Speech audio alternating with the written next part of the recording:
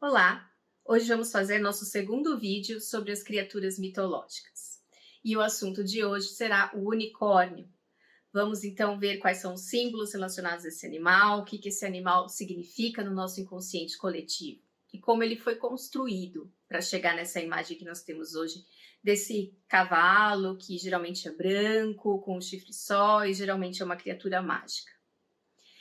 Existem diversos relatos de viajantes durante a antiguidade, desde a Idade do Bronze ou mesmo antes, e também durante as épocas medievais e o início da Renascença, sobre animais que eles nunca tinham visto antes. Então, por exemplo, uma pessoa saía, por exemplo, da Ásia, ia para a África e via diversos animais que nunca tinha visto antes, ou um europeu que ia para a Ásia ou para a África e via um rinoceronte, por exemplo, que é um animal que ele nunca tinha visto antes, girafas, ou eles iam navegar e conheciam os narvais, que são animais que têm um unicórnio, né? São os verdadeiros unicórnios, esses cetáceos, os narvais. Então, quando eles voltavam para o lar deles, para a terra deles, eles descreviam o que eles tinham visto. E algumas pessoas, baseadas nessas descrições, desenhavam. E aí isso ia passando de boca em boca até chegar em criaturas que se tornavam realmente fantásticas. Algumas das mais antigas representações que nós temos na arqueologia, que podem lembrar a figura de um unicórnio, são representações do Vale do Indo, da Idade do Bronze. Em locais como a Mesopotâmia, a Índia, o Paquistão, nós vemos imagem desse animal que tem um corpo de bovino, às vezes um corpo de cervídeo, de antílope e um chifre só. Esse animal ele é encontrado em diversos selos, ele é encontrado como oferenda votiva, ele é encontrado em manjedouras, em incensários. Então acredita-se que ele tinha um certo valor ritualístico. Também acredita-se que ele poderia representar o selo de um clã de mercadores, mas não se sabe muito sobre a função desse animal. Uma das coisas que podem ter acontecido, que as pessoas, os pesquisadores inferem, né, é que talvez a figura desse animal tenha sido inspirada em um rinoceronte já extinto há muito tempo. Estou deixando o nome dele aqui. E as pessoas poderiam ter visto os fósseis desse rinoceronte e, a partir desses fósseis, terem criado esse mito, mas isso é só uma suposição por enquanto. As sociedades greco-romanas não tinham mitos específicos para unicórnios, porém, alguns de seus historiadores e filósofos descreveram animais que poderiam ser unicórnios. Eu vou dar alguns exemplos aqui para vocês. Por exemplo, o Ctésias de Quinido, que é um historiador, ele descreveu no seu livro Índia que havia lá, como eu vou dizer isso, burros selvagens, asnos selvagens, algo assim, que andavam em bando e que eram coloridos, eram branco, vermelho e preto, teriam um rosto todo avermelhado e uns olhos pintados de preto, e teriam um chifre do unicórnio e, segundo eles, seriam muito ruins de caçar, porque seriam muito bravos, seriam criaturas muito violentas com humanos e que, quando caçados, a sua carne era horrível. O Ctésias, ele teve essa informação enquanto ele vivia na Pérsia.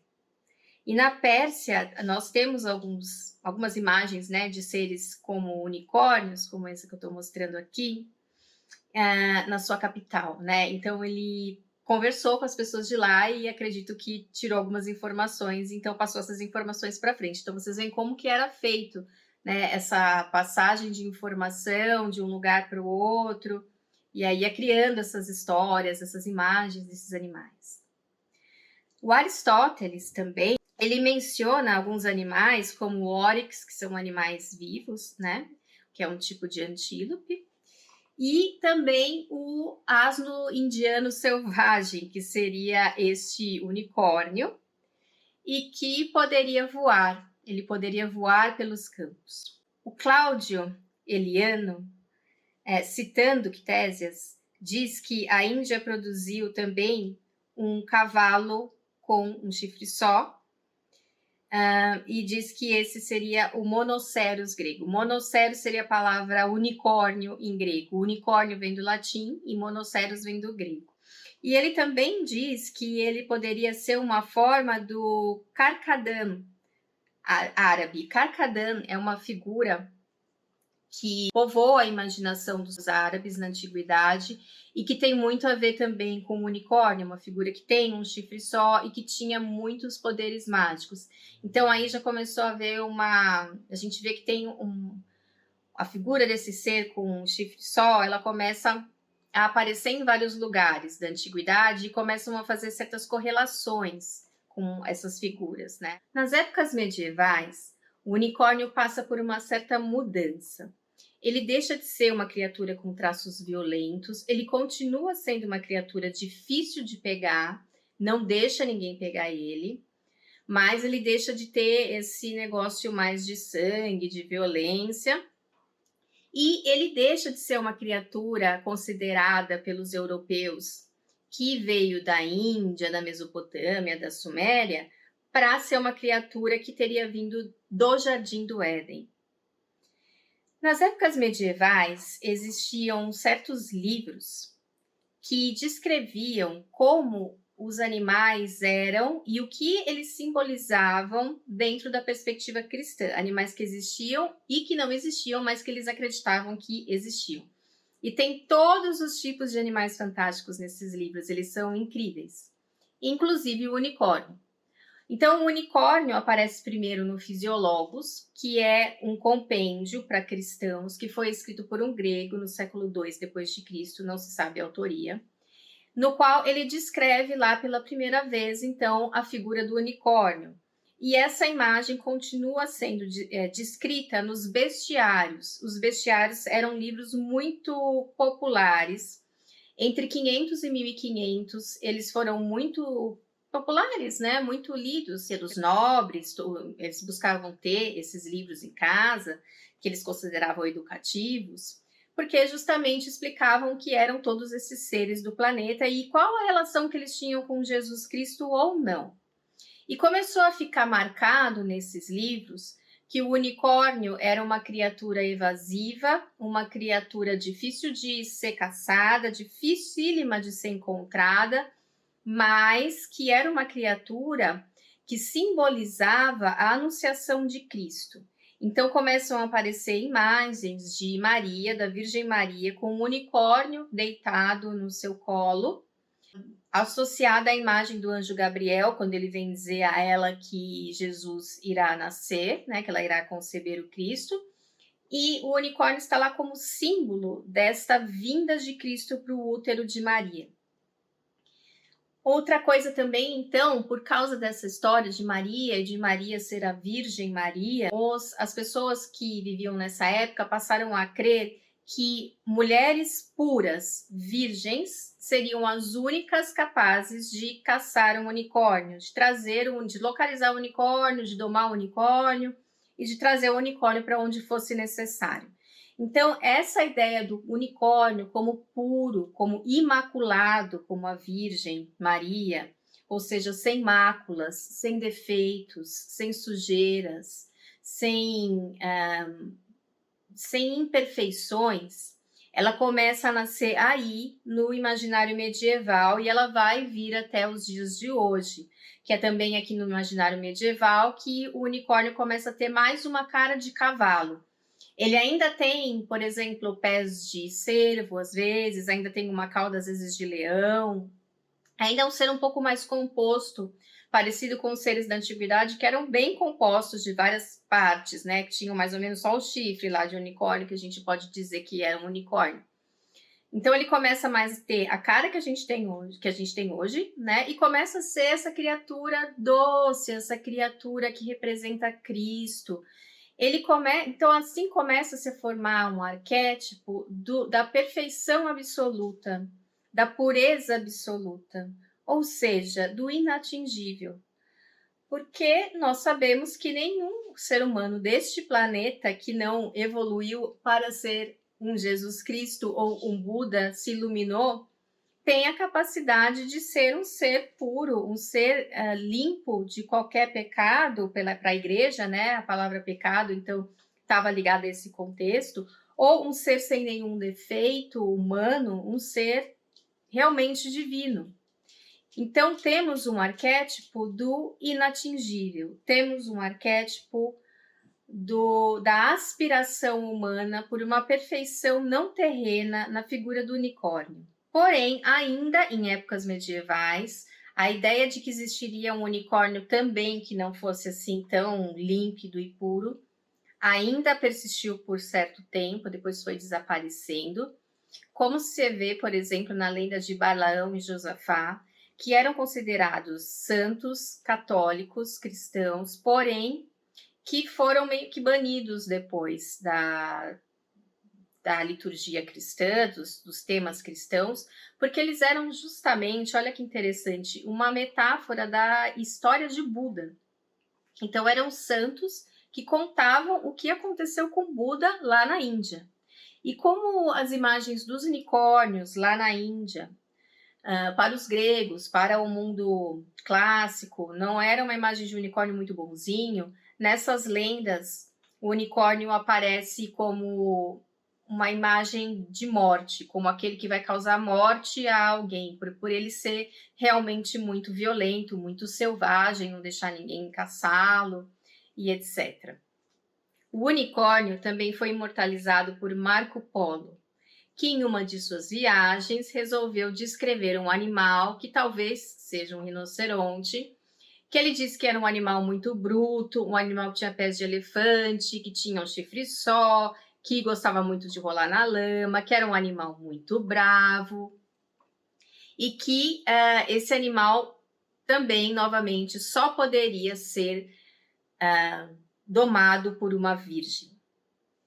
Essa ideia, então, da virgem, do animal que só podia ser domado por uma virgem, ela passou muito na época medieval e também na época da Renascença a ser associada ao amor cortês, que é o amor associado aos cavaleiros, né? Porque os cavaleiros medievais, eles representam um ideal de conduta dos homens, que seria um ideal nobre, um ideal honesto, um ideal corajoso, e como eles deveriam tratar essas mulheres, que eram vistas como esses unicórnios, que eram vistas como algo muito puro, muito virginal, muito especial, e que eles deveriam tratá-las assim. Então, este imaginário, então, da dama unicórnio, que é a única que vai domar o cavalo, que seria nesse arquétipo ligado à imagem do cavaleiro, ligado à imagem do cavaleiro medieval, porque a imagem do cavaleiro medieval, ela é totalmente ligada ao cavalo. A gente não pode imaginar o cavaleiro medieval sem ser o cavalo.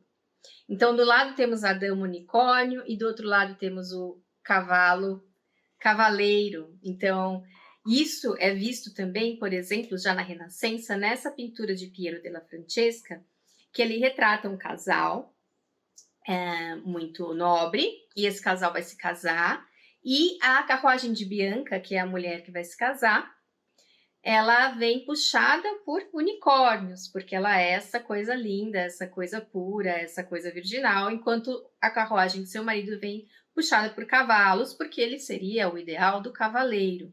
Em outro quadro, aqui de 1480, mais ou menos, de Bosch, ele fez um tríptico no qual ele retrata o inferno, retrata o purgatório, retrata o paraíso, e neste paraíso, no Jardim do Éden, nós vemos unicórnios.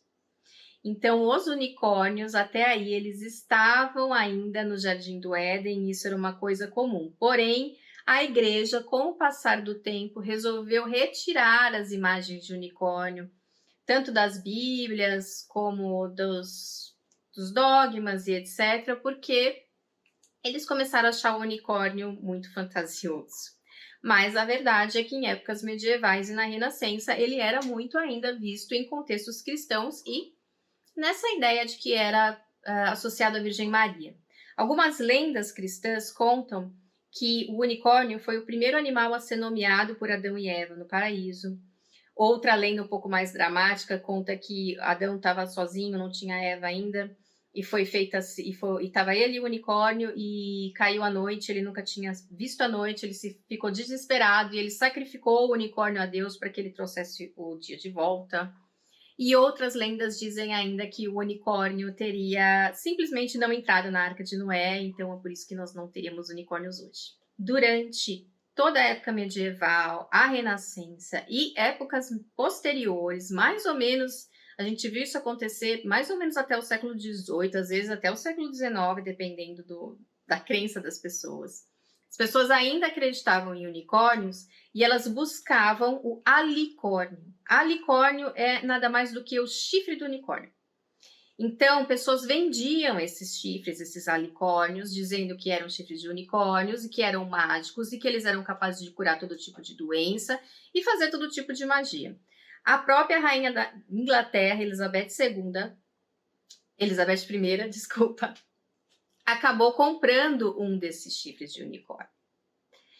Só que em 1638, um naturalista dinamarquês, Ole Worm, fez uma conferência, veja como era um negócio para ele ter feito uma conferência, dizendo que aquilo não era chifre de unicórnio, que as pessoas estavam comprando chifre de narval. Mas não adiantou muito, as pessoas continuaram comprando chifres de unicórnio por aí. Existe um tema que era muito famoso, tanto nas épocas medievais quanto na Renascença, que era o tema da captura do unicórnio, que aparece em alguns quadros, em algumas tapeçarias, inclusive numa tapeçaria muito famosa, de estilo gótico, que está hoje no Museu Metropolitan, que data do século XVI, provavelmente, no qual é mostrada uma cena onde várias pessoas, vários cavaleiros, saem a uma floresta em busca da captura do unicórnio, levam uma virgem, obviamente, porque só a virgem poderia realmente capturá-lo, e em uma dessas cenas o unicórnio é ferido, dá-se a entender que sai sangue do unicórnio e que ele morreu, mas na cena seguinte ele está lá, lindo, maravilhoso, dentro do recinto que colocaram ele no castelo, vivo. Então dá-se a entender que o unicórnio tinha a capacidade de renascer, ou da ressurreição como Cristo, porque ele era muito relacionado a Cristo. Outros estudiosos dizem que esse vermelho não é o vermelho do sangue do unicórnio, é o vermelho que está caindo de romãs, de uma árvore ali que está pintada nessa cena, e que esse romã, esse sangue, representaria a fertilidade. Até mesmo Leonardo da Vinci chegou a reafirmar em seus escritos essa lenda do unicórnio, que ele só podia ser capturado por uma virgem e que era um ser muito especial. Se Leonardo da Vinci acreditava em unicórnio, quem somos nós para não acreditar em unicórnio, não é mesmo? De qualquer forma, muitas cenas na Renascença e medievais mostram uma moça, uma donzela com um unicórnio aos seus pés, para compará-la com a Virgem Maria. Em algumas versões da Bíblia hebraica, aparece um animal que eles chamam de Reem, que seria uma personificação da força. Por exemplo, esse animal, alguns estudiosos associam aos auroques, que são animais reais, mas em muitas versões eles são chamados de unicórnios ou de monoqueros, que é a palavra unicórnio em grego. Na Bíblia de St. James, por exemplo, de 1611, a palavra unicórnio surge várias vezes. Vou citar algumas dessas frases que tem nessa Bíblia. Por exemplo, Deus trouxe eles do Egito e eles tinham a força de um unicórnio. Sua glória era como a de um boi, e seus chifres eram como os dos unicórnios. Ele vai colocar as pessoas juntas até o fim da terra. A identificação clássica da Bíblia judaica não identifica o Reem como um unicórnio. Mas alguns rabinos no Talmud debatem se esse seria o Tahash, que era um animal doméstico que também tinha um chifre só. Então, um tipo de antílope com um chifre só. Então, vocês veem como é antigo, E como cada uma dessas sociedades tinha alguma ideia de unicórnio ali, nesse meio da Europa, da Ásia, do Mediterrâneo, rolava essa imagem de unicórnio ali solto. A heráldica é uma ciência que estuda os símbolos das famílias nobres, dos locais, dos municípios, dos países, os brasões, principalmente ligados ao contexto europeu. E durante as épocas medievais, a Renascença, etc., a imagem do unicórnio era uma imagem bastante comum para ser colocada nesses brasões, porque ele era esse arquétipo que ligava a pureza, a força, a Jesus Cristo, a não ser domado, né? A não ser por um ser límpido, imaculado, brilhante. Ele não era domado. Então, o unicórnio, na verdade, ele não é bonzinho. Ele, para ser domado, ele precisa de uma luz, de um ser angelical, que ele só vai com esse ser angelical, senão ele não vai. Então, ele era um bom símbolo para ser colocado em brasões de família, em brasões de países, de locais, de reinados. E ele foi muito utilizado na Europa, principalmente na Escócia, porque o unicórnio até hoje é o animal símbolo da Escócia. Sim, o unicórnio é um animal símbolo da Escócia, olha que lindo. E ele estava no brasão da Escócia desde o início, às vezes com uma cauda de leão, às vezes com patas de veado, mas geralmente como um cavalo mesmo. E enquanto que o unicórnio era o símbolo da Escócia, o leão era o símbolo da Inglaterra. E desde que a Inglaterra anexou a Escócia no século XVIII, então foi criado um brasão que tinha um unicórnio e o leão juntos. E antes disso, né, acredita-se que talvez os escoceses tenham escolhido o unicórnio, porque para eles o unicórnio era o inimigo natural do leão. Enfim, eles acabaram se juntando. Embora haja brasões na Escócia que acabam colocando a coroa na cabeça do unicórnio, exaltando o unicórnio de alguma forma, enquanto na Inglaterra também exaltam o leão. Na China antiga também acreditava-se em unicórnios. Havia um ser que se chamava Qilin, que era um ser com um corpo de cervo, com escamas, às vezes com outras partes de animais, e que tinha o chifre de um unicórnio.